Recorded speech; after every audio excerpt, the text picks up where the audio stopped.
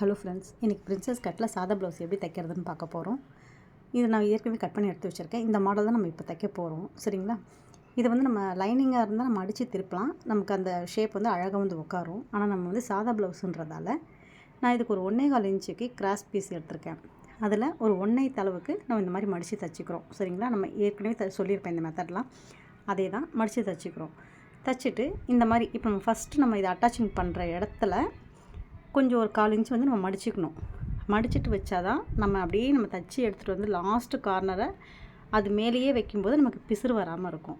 சரிங்களா? நம்ம கட் பண்ணி எடுக்காத அளவுக்கு இருக்கும். அதனால் இந்த மாதிரி வச்சு சுற்றி நம்ம எவ்வளோ சிஎம் அலவன்ஸ் வச்சுருக்கோமோ, நீங்கள் எப்படியும் 1/4 இன்ச்சு தான் இதுக்கு நம்ம வைக்க முடியும்.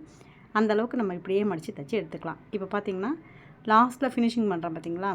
நம்ம வந்து ஏற்கனவே கீழ் பீட்டை வந்து மடித்து தைச்சிருப்பேன். கடைசியாக வைக்கிற இந்த கார்னர் பீட்டை வந்து ஒரு 1/8க்கு உள்ளே தள்ளின மாதிரி வச்சு நம்ம தைக்கணும். அப்படி தைக்கும்போது தான் நமக்கு ஒரே ஈவன் கிடைக்கும். திக்னஸும் அந்த இடம் வந்து அதிகமாக வராமல் இருக்கும். சரிங்களா? இது தைச்சி முடித்தோடனே இந்த மாதிரி எல்லா இடமும் ஷேப்பாண்ட இருக்கிற இடம்லாம் நம்ம கட் பண்ணிவிட்டு திருப்பி விட்டு அந்த பைப்பிங் பிட்டு மேலே நம்ம வந்து அதாவது கிராஸ் பிட்டு மேலே ஒரு படிமான தையலை போட்டுக்கலாம். சரிங்களா? இப்போ நம்ம திருப்பிட்டு நல்லா கீறி விட்டுக்கோங்க. கீறிட்டு அதை சுற்றி ஃப்ளாட்டாக வச்சுட்டு அது என்ன ஷேப்பில் இருக்கோ அதே ஷேப்புக்கு நீங்கள் ஒரு மேல் தையல் போட்டுக்கோங்க. இது வந்து பெரிய தையலாக கூட வச்சு போட்டுக்கோங்க. நம்ம எம்மிங் பண்ணிவிட்டு பிரித்து விட்டுக்கலாம். சரிங்களா? இப்போ இந்த மாதிரி பண்ணுறதால உங்களுக்கு ஒரே ஃபினிஷிங்காக இருக்கும். ரெண்டாவது திக்னஸ் அதிகமாக இருக்காது. பேக்கில் வந்து குத்துற மாதிரி அந்த மாதிரிலாம் வராமல் பார்த்திங்கனாலே தெரியும் ஒரே ஈவனாக இருக்கும். சரிங்களா? ஏன்னா இது சாதா பீஸு நம்ம தைக்கிறது. இப்போ இது வந்து ஒரு 3/4 இன்ச்சுக்கு நான் வச்சுருக்கேன். இதையும் நம்ம வந்து அப்படியே மடித்து தைச்சிக்கலாம். இது வந்து ஏற்கனவே நம்ம வந்து அளந்து எடுத்து வச்சுருக்கோம் இல்லைங்களா? அந்த அளவில் தான் நம்ம பண்ணியிருக்கேன் நான். இப்போ இது ரெண்டுத்தையும் ஸ்ட்ரைட் பார்த்துட்டு கரெக்டாக இருக்கான்னு செக் பண்ணிவிட்டு இந்த மாதிரி சைட் டாட்டை நம்ம பிடிச்சி வச்சுக்கலாம். இது வந்து ஒரு 1/4 இன்ச் அளவுக்கு நீங்கள் பிடிச்சாலே போதும். 1/4 இன்ச் அளவுக்கு 5 இன்ச்சில் நான் இதை வந்து பிடிக்கிறேன். ஏன்னா இதோடைய ஃபுல் லென்த்துன்னு பார்த்தீங்கன்னா 14.5 கிட்ட வரும். அதனால் நான் வந்து இது 5 இன்ச்சு வைக்கிறேன். நார்மலாக நீங்கள் வைக்கிற மாதிரி இருந்தால் ஒரு 4 இன்ச்சு வச்சாலே நமக்கு இடுப்பு அதுக்கு கரெக்டான ஷேப் கொண்டு வந்து நிற்கும். இப்போ இடுப்போட வித்து எவ்வளோ இருக்குது அளவு ப்ளவுஸ்லன்னு பார்த்துட்டு நம்ம அதையும் 2ஆக மடித்து போட்டு மார்க் பண்ணிக்கலாம். ஏன்னா நம்ம இந்த அளவை தான் நம்ம சைட் அட்டாச்சிங் பண்ணி பிடிப்போம். சரிங்களா? இப்போ ஃப்ரண்ட்டை பார்த்தீங்கன்னா ஃப்ரண்ட்டில் இந்த ஷேப் இருக்குது இல்லைங்களா? அந்த பக்கத்தை அதாவது சென்டர் பிட்டு மேலே சைடு பிட்டை போட்டு அட்டாச்சிங் பண்ணவே கூடாது.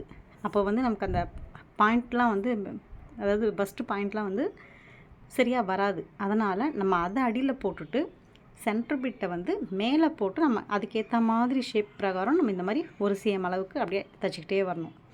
அப்போ தான் அந்த பாயிண்ட் வந்து கரெக்டாக உங்களுக்கு நீட்டாகும். சரிங்களா? எக்காரணம் கொண்டும் 2 பிட்டையுமே நீங்கள் இழுக்கக்கூடாது. இழுத்திங்கனாலும் பாயிண்ட் வந்து ஷேப்பை வந்து எப்படி லூஸ் அடிக்கிற மாதிரி வந்து நிற்கும். சரிங்களா? அதனால் ஒரே ஈவனாக வச்சுக்கோங்க. அந்த ஷேப் இருக்கிற பிட்டு அடியில் இருக்கணும், சென்டர் இருக்கிற பிட்டு மேலே போட்டுக்கணும். இந்த மாதிரி போட்டு ஒரே ஈவனாக நம்ம வந்து அட்டாச்சிங் பண்ணி எடுத்துக்கலாம். இப்போ நான் சென்டர் பீஸில் வந்து நம்ம சைட் டாட் ஒன்று வச்சுருப்போம் இல்லைங்களா? அதுக்கு இதில் மார்க் பண்ணியிருக்கேன். ஒரு சிலர் வந்து இது வைக்க மாட்டாங்க. ஆனால் நான் இதில் பண்ணியிருப்பேன். ஏன்னா இந்த ஷேப் வந்து கொஞ்சம் நல்லாவே எடுத்து கொடுக்கும் அப்படின்றதுக்காக அந்த ஷேப் நான் வச்சுருக்கேன். அதையும் நம்ம வந்து பிடிச்சி எடுத்துக்கலாம். சரிங்களா? 2 பீஸுமே அதே மாதிரி தான் பண்ணியிருக்கேன். எதையுமே வந்து கீழ்பிட்டை மேலே போடலை, சென்டர் பிட்டை தான் நம்ம வந்து போட்டிருக்கோம். 2த்துக்குமே இந்த மாதிரி சைட் டாட்டையும் நம்ம வந்து 1/4 இன்ச் அளவுக்கு அந்த அளவு ப்ளவுஸில் என்ன இருக்கோ அதே ஷேப்பை வச்சு நம்ம இந்த மாதிரி பிடிச்சி எடுத்துக்கலாம். சரிங்களா? இப்போ நம்ம வந்து ஷோல்டர் அட்டாச்சிங் பண்ணிக்கலாம். இதை வந்து பட்டி நம்ம இப்போ தைக்கலை. ஏன்னா நம்ம ஷோல்டர்லாம் அடித்து ஓவர்லாக்லாம் போட்டு ஃபினிஷிங் பண்ணிவிட்டு அதுக்கப்புறமா தான் நம்ம செய்ய போகிறோம். அதனால் இப்போ வந்து டைரெக்டாக ஷோல்டருக்கும் நம்ம வந்து ஓவர்லாக் போட போகிறோம். ஏன்னா சாதா பீஸுன்றதால. சரிங்களா? இப்போ வந்து ஒரு சிஎம் அளவுக்கு ஷோல்டர் அட்டாச்சிங்கும் இந்த மாதிரி பண்ணி எடுத்துக்கலாம். இப்போ நம்ம ஓவர்லாக் போட்டுட்டு வந்துட்டு படிமான தையில சென்டர் பிட்டு மேலே வரா மாதிரி நான் வச்சுக்கிறேன். பார்த்திங்கன்னா தான் அப்போ தான் அந்த ஷேப் வந்து அழகாக வந்து உங்களுக்கு நீட்டாக எடுத்து கொடுக்கும். சரிங்களா? சென்டர் பிட்டு மேலே வரா மாதிரி இந்த மாதிரி போடும்போது கூட நீங்கள் எக்காரணம் கொண்டும் பீஸை எதுவுமே இழுக்கக்கூடாதுங்க. அந்த மாதிரி போட்டுக்கோங்க. இப்போ தான் நம்ம வந்து பட்டியை மடிக்க போகிறோம். ஃப்ரண்ட்டோட பட்டி இருக்கு இல்லைங்களா? அதை வந்து நம்ம ஃபஸ்ட்டு மடிக்கலை. இப்போ நான் மடிக்க போகிறேன். அந்த பேக்குடைய சைடில் எவ்வளோ அளவு இருக்குதுன்னு பார்த்துட்டு இதையும் பார்த்துக்கோங்க. பார்த்து மார்க் பண்ணிட்டோம்னா அப்போ நம்ம மடிக்கும்போது எந்த ஒரு அப் அண்ட் டவுனுமே வராமல் இருக்கும்.